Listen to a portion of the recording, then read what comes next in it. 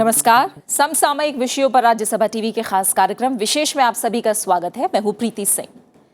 धर्म हमेशा से इंसान की आस्था का केंद्र रहा है।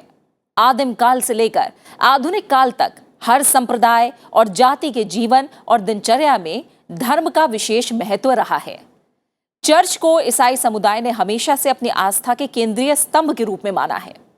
फ्रांस की राजधानी पेरिस में स्थित 850 साल पुराना नोटर डेम दुनिया भर के सबसे पुराने कैथेड्रल चर्चों में से एक है।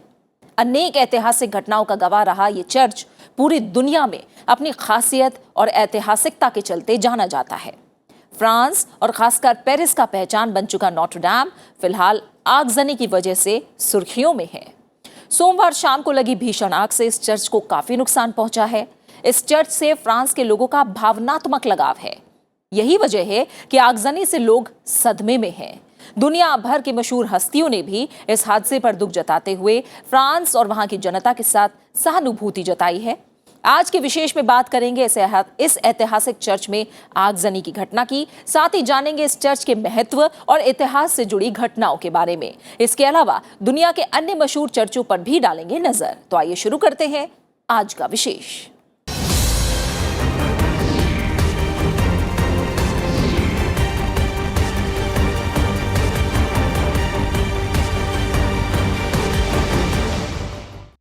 पेरिस के सबसे पुराने और दुनिया भर में मशहूर नोटर डेम कैथेड्रल में सोमवार को भीषण आग लग गई।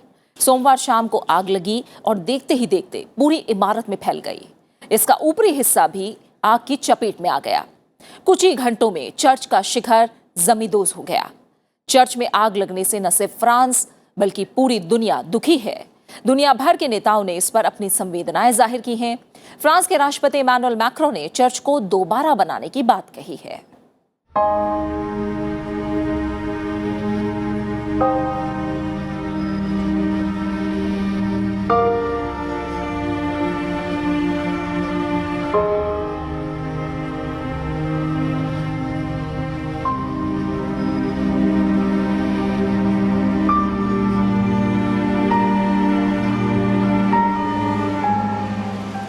ये लपटें फ्रांस की राजधानी पेरिस के ऐतिहासिक नोटर डेम कैथेड्रल चर्च में लगी भीषण आग की है।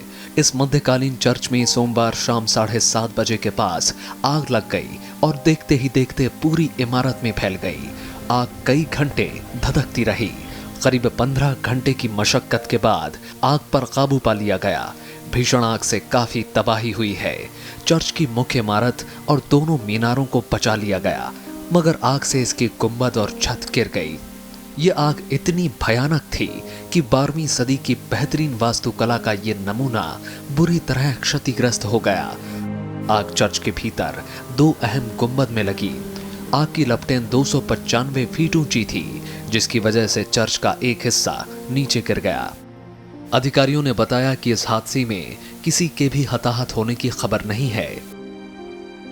On a sauvé à l'intérieur, je crois qu'on a sauvé अंदर हमने बचाया है। हमने crown of thrones Saint Louis tunic को बचा लिया है। ये आग खजाने तक नहीं पहुंच पाई। अंदर उन्होंने कुछ चित्रों को बचाने की कोशिश की, लेकिन आप जानते हैं बड़ी पेंटिंग को उतारना असंभव था। लगभग 850 साल पुराने इस चर्च में लकड़ी का काम ज्यादा था। फ्रांस के राष्ट्रपति इमैनुअल मैक्रों ने कहा कि वो एक बार फिर से इस चर्च का निर्माण कराएंगे। इसके लिए वे अंतर्राष्ट्रीय मदद लेंगे। फ्रांस के राष्ट्रपति ने कहा कि चर्च को फिर से बनाने के लिए फंड इकट्ठा किया जाएगा। इसके लिए अभियान चलाया जाएगा। Alors je vous le dis très solennellement ce soir. हम इस कैथेड्रल को एक साथ फिर से बनाएंगे और यह निसंदेह फ्रांसीसी भाग्य और आने वाले वर्षों के लिए एक परियोजना है। लेकिन मैं इसके लिए प्रतिबद्ध हूँ। फंड के लिए एक राष्ट्रीय अभियान लॉन्च किया जाएगा। हम पूरी दुनिया के लोगों से इसके लिए योगदान देने की अपील करेंगे। हम नोटर डेम का पुनर्निर्माण करेंगे क्योंकि फ्रांस के लोगों की यही अपेक्षा है। यह हमारा इतिहास है, यही हमारी अंतर्निहित नीति है। Et ils sont nombreux qui viendront y contribuer. Et nous rebâtirons. दुनिया भर के नेताओं ने इस घटना पर गहरा दुख जताया है। संयुक्त राष्ट्र महासचिव एंटोनियो गुटेरेस ने ट्वीट पर लिखा कि चर्च में आग की तस्वीरें देख भयभीत हूं। पेरिस में विश्व धरोहर का ये एक अनूठा उदाहरण है। फ्रांस के लोगों और सरकार के साथ मेरी संवेदनाएं हैं। वहीं यूनेस्को के प्रमुख ऑड्रे अजोले ने भी घटना पर दुख जताया है। अजोले ने कहा कि यूनेस्को स्थिति पर नजदीकी से नजर बनाए हुए है और इस अमूल्य धरोहर को सुरक्षित रखने और पुनर्स्थापित करने के लिए फ्रांस के लोगों के साथ है। अमेरिकी राष्ट्रपति डोनाल्ड ट्रंप समेत दुनिया भर के नेताओं ने इस घटना पर गहरा दुख जताया है। That puts a damper on what we're about to say, to be honest, because that is beyond countries, that's beyond. ये हमारी संस्कृति का एक हिस्सा है, ये हमारे जीवन का भी एक हिस्सा है, जो वास्तव में महान चर्च है। मैं वहाँ गया हूँ, मैंने इसे देखा है।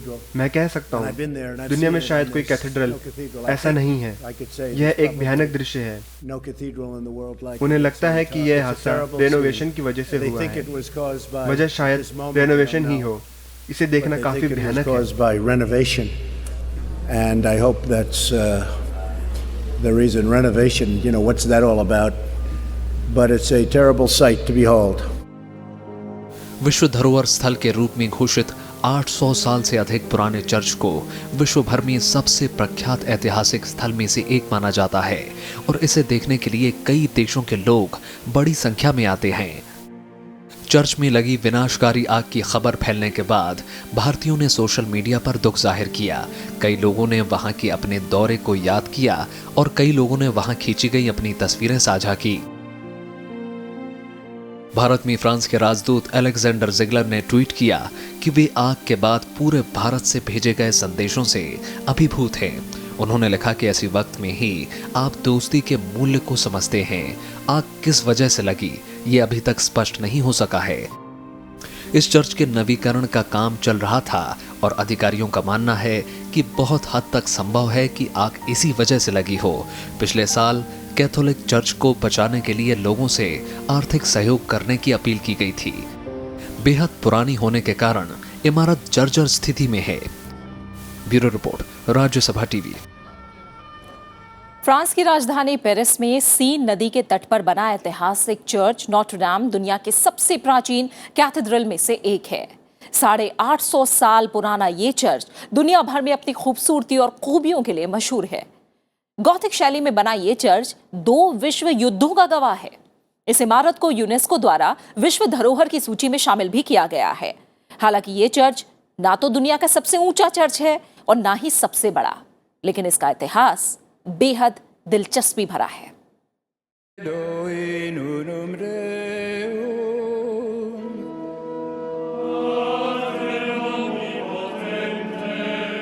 80 राजाओं का राज तिलक, 2 साम्राज्यों का राजपाट, 5 गणतंत्रों का गठन और 2 विश्व युद्ध का साक्षी बनना किसी महान उपलब्धि से कम नहीं।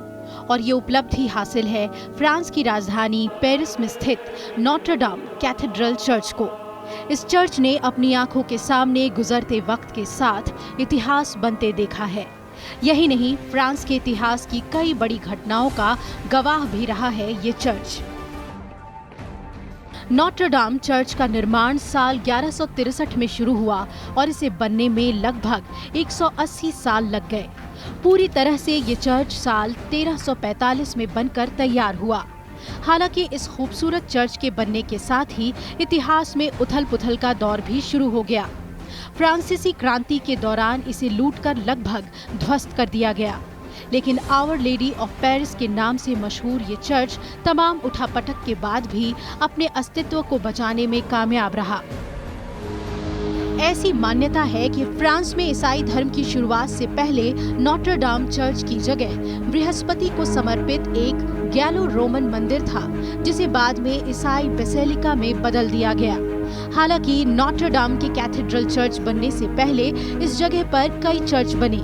सबसे पहले 4वीं शताब्दी में यहाँ संत इटियन की एक बेसिलिका थी। इसके बाद साल 857 में यहाँ एक और चर्च का निर्माण कराया गया। नोत्र डाम चर्च के बनने से पहले इस जगह पर आखिरी चर्च रोमन्स्क्यू रिमॉडलिंग था, जो पहले से बने चर्च को और विस्तार देकर बनाया गया था। उसके बाद साल 1163 में पेरिस के बिशप मॉरिस डी सुली ने एक नया और बहुत बड़ा चर्च बनाने का फैसला किया और अब गोथिक शैली में नोत्र डाम कैथेड्रल का निर्माण कराया गया। नोटर डाम चर्च अपने बनने के बाद से इतिहास की कई बड़ी घटनाओं का गवाह रहा है। इस चर्च के सामने ही साल 1431 में इंग्लैंड के 10 साल के बीमार बालक किंग हेनरी छठे ने फ्रांस की गद्दी संभाली। साल 1804 में ये चर्च नेपोलियन बोनापार्ट के फ्रांस की सत्ता पर गद्दी नशीन होने का गवाह बना। इसी चर्च के अंदर नेपोलियन को सम्राट घोषित किया गया था। यही नहीं, इस चर्च में जॉन ऑफ आर्क को साल 1909 में पोप द्वारा बिटिफाई यानी धन्य भी घोषित किया गया था। नोत्र डेम के इतिहास में बहुत विशेषता रही है क्योंकि कई मेजर हिस्टोरिकल इवेंट्स जो कह सकते हैं, जो कि लैंडमार्क इवेंट्स यूरोप में हुए हैं, वो वहाँ पर हुए हैं। जैसे हेनरी 6 को जब फ्रांस का राजा घोषित किया था, उनको वहाँ पर बनाया गया था राजा। उसके बाद लुई 7 के ज़माने से ये चर्च बनता चला आ रहा था, जिसको पूरे 200 साल लगे बनने में। तो आप इसकी मैग्नीट्यूड, इसके बड़े साइज़ का अंदाज़ा लगा सकते हैं जिस चीज़ को 200 वर्षों में पूरा किया गया हो। हालांकि फ्रांस के ऐतिहासिक महत्व की ये इमारत कई हादसों और उपेक्षाओं की शिकार भी रही है। 13वीं सदी में भी एक बार ये चर्च आग की शिकार हो गई थी, जिसके बाद इसका नवीनीकरण किया गया था। वहीं फ्रांस की क्रांति के दौरान चर्च विरोधी लोगों ने इस चर्च में आग लगा दी थी और वहां रखी मूर्तियों को तोड़ फोड़ दिया था। उसके बाद से कई सालों तक ये गिरजाघर उपेक्षित रहा। फ्रांस में पर्टिकुलरली एक ऐसी घटना घटी थी जिसको पूरा इतिहास जानता है, फ्रेंच रेवोल्यूशन के नाम से।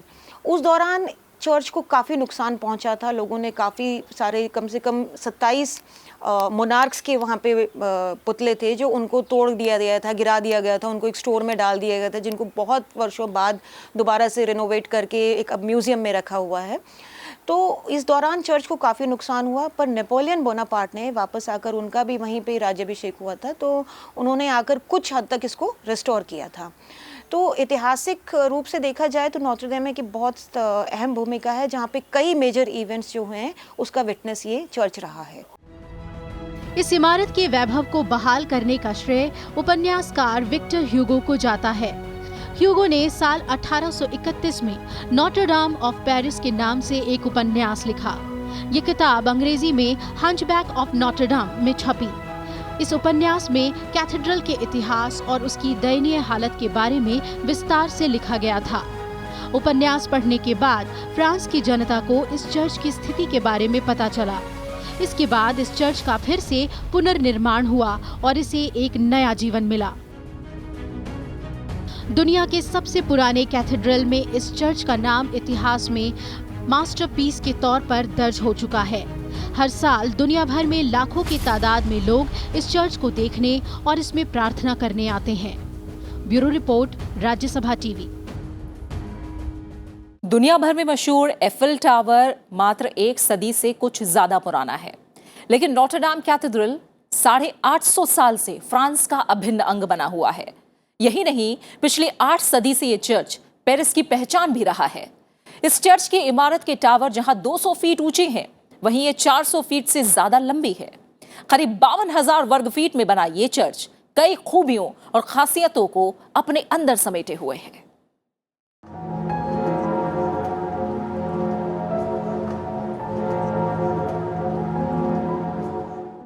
नोटर डाम कैथेड्रल चर्च की खूबसूरती और खासियत ऐसी है कि ये हमेशा दुनिया भर के लोगों के बीच आकर्षण का केंद्र रहा है। इस कैथेड्रल का इंटीरियर पूरी तरह से लकड़ी का बना है। इसके 2 फीचर्स इसे और ऐतिहासिक बनाते हैं।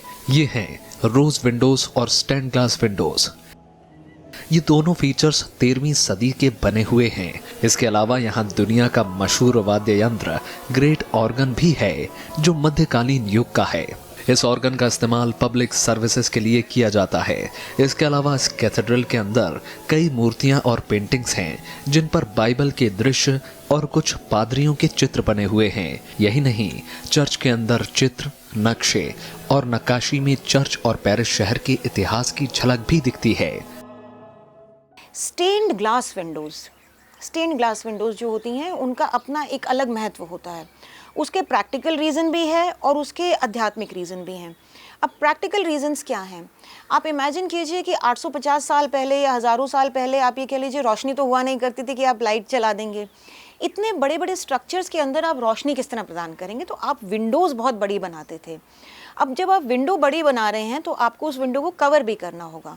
तो हम यहाँ पे ग्लास यूज़ कर देते, स्टेन्ड ग्लास। इन विंडोज़ में बिब्लिकल स्टोरीज़ होती थी, ईसा से रिलेटेड सारी स्टोरीज़ होती थी। आप यहाँ से घुस रहे हैं तो आप एक एक विंडो में आप उन स्टोरीज़ को देखते जाएंगे कि किस तरीके से ईसा जन्म लेते हैं, किस तरीके से उनका यौवन आता है, फिर वो किस तरीके से एक महात्मा का रूप लेते हैं और धीरे धीरे धीरे क्रूसिफिकेशन तक सारी स्टोरीज़ उनकी दिखाई जाती हैं। इस चर्च में लगे हैं ट्विन बेल टावर्स, जो 19वीं सदी तक पेरिस में सबसे ऊंची इमारत थी। बाद में एफिल टावर ने इनकी जगह ले ली। नॉर्थ टावर का निर्माण साल 1240 और साउथ टावर साल 1250 में बनकर तैयार हुआ। और पर्टिकुलरली इस पर्टिकुलर चर्च में जो है वो हम गॉथिक स्टाइल को देखते हैं, गॉथिक आर्किटेक्चरल स्टाइल को देखते हैं, जो एक तरीके का आर्किटेक्चरल स्टाइल है जिसमें रिब वॉल्स का इस्तेमाल किया जाता है।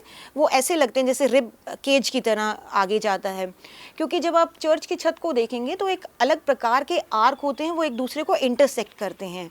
तो वो आर्क एक दूसरे को किस तरह इंटरसेक्ट करते हैं उसकी एक अपना तरीका, एक पैटर्न होता है जो हर स्टाइल में अलग होता है। तो गॉथिक स्टाइल में इसको रिब वॉल्ट कहा जाता है। इस चर्च की कई खासियतों में से एक है, इस चर्च में संगीत का हमेशा से बोलबाला रहा है। इसकी वजह है कि जब चर्च का निर्माण शुरू हुआ तब पेरिस बौद्धता, आध्यात्मिकता और संगीत का सबसे महत्वपूर्ण केंद्र था। इसके साथ ही चर्च की एक और खास आवाज बेहद लोकप्रिय है और ये आवाज है यहाँ मौजूद घंटियों की।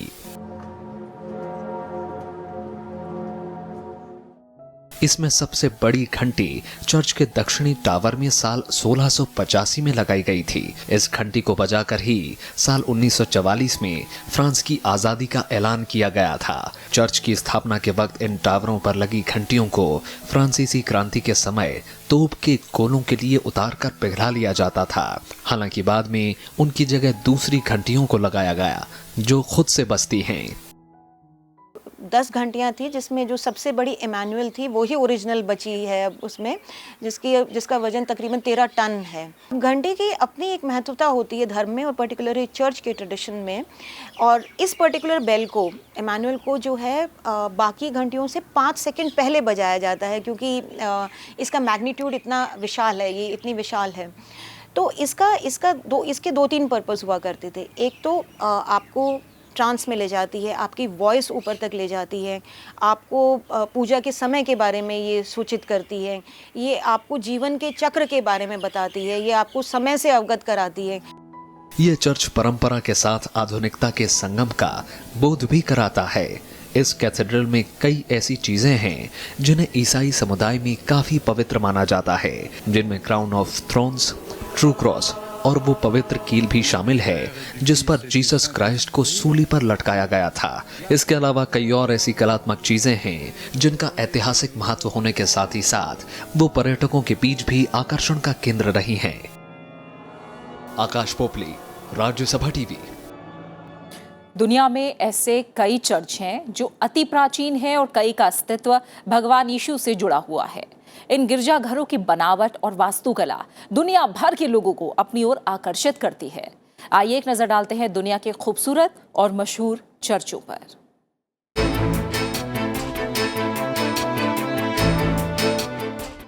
साग्राडा फैमिलिया चर्च। स्पेन के बार्सिलोना में मौजूद ये गिरजाघर यूनेस्को विश्व धरोहर स्थान के तौर पर घोषित है। ये एक रोमन कैथोलिक चर्च है जिसका निर्माण 1882 में शुरू हुआ था। इस चर्च की खासियत है इसका विशाल आकार। आज भी यहाँ निर्माण कार्य जारी है। कहा जाता है कि इस चर्च को पूरी तरह से देखने में 1 हफ्ते का समय लगता है। इसके बाद एक और church UNESCO world heritage sites में शामिल है।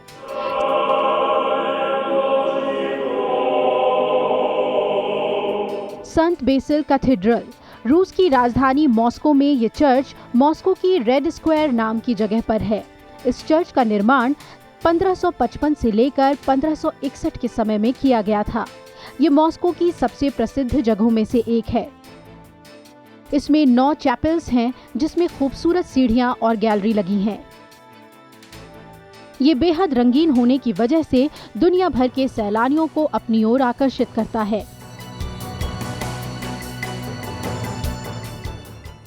एक चर्च स्पेन के बार्सिलोना में काफ़ी मशहूर है, सग्रादा करके, और वो वर्ल्ड का क्लेम करते हैं टॉलेस्ट चर्च है। और इस चर्च में ऐसा माना जाता है कि हमेशा से कंस्ट्रक्शन हो रही है। अगर यहाँ पे ऐसा कहते हैं कि अगर ऐसा मानना है, मिथ है कि अगर यहाँ कंस्ट्रक्शन रुक जाएगी तो शायद लोग भी आना बंद हो जाएंगे। तो वो भी अपने आप में बहुत ही एक ऐसी मिस्टिकल प्लेस है जहाँ जाकर आप बिल्कुल गॉड की प्रेजेंस को महसूस करते हैं। इटली के रोम का सेंट पीटर्स बेसिलिका भी दुनिया के सबसे पुराने और विशाल चर्चों में से एक है, इसलिए इसे भी विश्व विरासत स्थल घोषित किया गया है। वेटिकन सिटी में मौजूद Saint Peter's Basilica Roman Catholic church है, जिसका निर्माण साल 1506 से लेकर साल 1615 के बीच किया गया था। ये दुनिया के सबसे विशाल चर्चों में से एक माना जाता है। जमीन तल से इस चर्च की ऊंचाई लगभग 136 मीटर है, जिसका गुंबद सबसे ऊंचा है। रेनेसां वास्तुकला के मशहूर वास्तुकार माइकलएंजेलो ने इसका रूप डिजाइन किया था। इंग्लैंड के लंदन में स्थित वेस्टमिंस्टर एबे चर्च प्रसिद्ध वेस्टमिंस्टर पैलेस के पास थेम्स नदी के किनारे स्थित है। ये यूनाइटेड किंगडम में सबसे महत्वपूर्ण धार्मिक इमारतों में से एक है। इसे 10वीं सदी में बनाया गया था और इसे यूनेस्को विश्व विरासत स्थलों में शामिल किया गया है। इसका निर्माण हेनरी तृतीय ने 1245 में करवाया था, जो गोथिक आर्किटेक्चर का सबसे बड़ा उदाहरण है।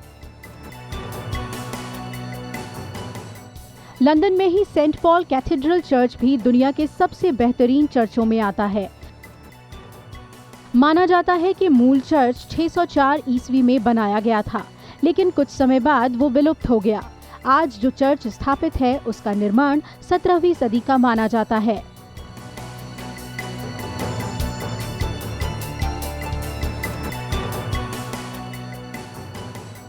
पैलेस्टीन के बेथलेहम का चर्च ऑफ द नेटिविटी बेहद खूबसूरत चर्च है। इस चर्च को 327 ईस्वी का माना जाता है।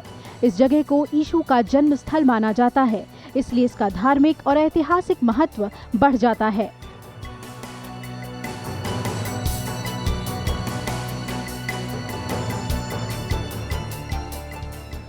वहीं इजराइल के यरूशलेम में चर्च ऑफ द होली सेपल्चरे भी सबसे प्राचीन चर्चों में से एक है। ये चर्च ईसाई धर्म की सबसे खास जगहों में से एक है, क्योंकि इस जगह का संबंध भगवान यीशु से माना जाता है। कहा जाता है कि जिस पर्वत पर ये चर्च स्थापित है, उसी पर्वत पर भगवान यीशु को दफनाया गया था, जिसके कारण इस चर्च को बहुत ही पवित्र माना जाता है। तुर्की के इस्तांबुल में हागिया सोफिया विश्व के प्राचीनतम और आकर्षक चर्च में से एक है। हालांकि ये अब इस्तांबुल का एक संग्रहालय है, जिसे चर्च के रूप में भी माना जाता है। इसे बिजान्टिन वास्तुकला का सबसे बेहतरीन नमूना माना जाता है।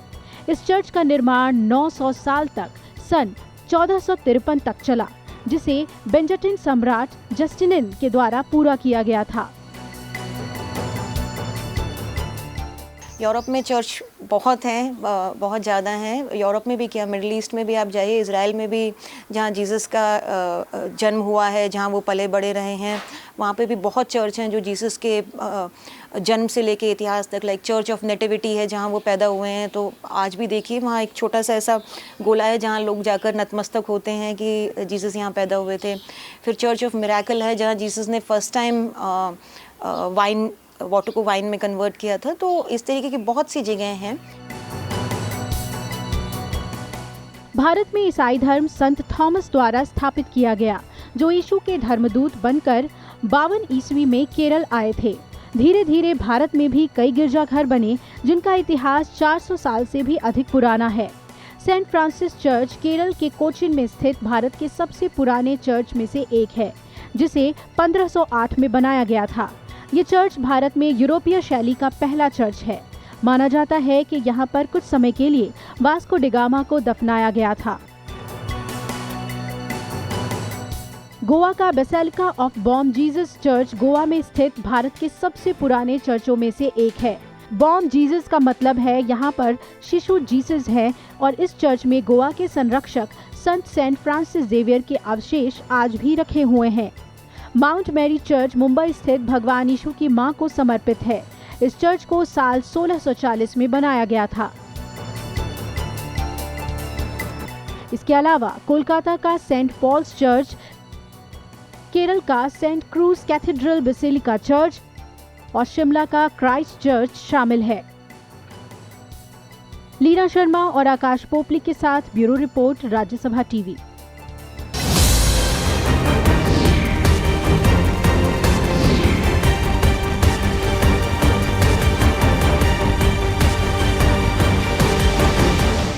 और इसी के साथ आज के विशेष में फिलहाल इतना ही। उम्मीद है आपको विशेष का ये अंक पसंद आया होगा। आप हमारा ये कार्यक्रम YouTube पर भी देख सकते हैं, जहां हमें आपकी प्रतिक्रियाओं का बेसब्री से इंतजार रहता है।